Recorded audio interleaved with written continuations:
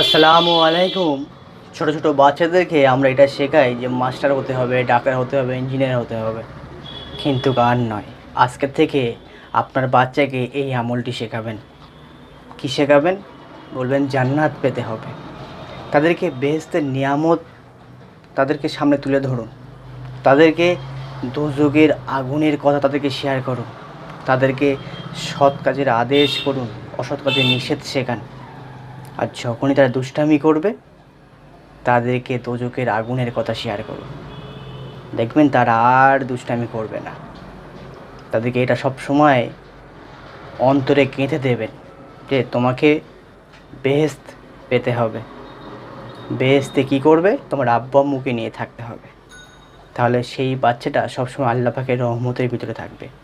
ফেরেশতাগণ তাদেরকে সবসময় পাহারা দেবে ইনশাআল্লাহ। আসসালামু আলাইকুম। খোদা হাফেজ।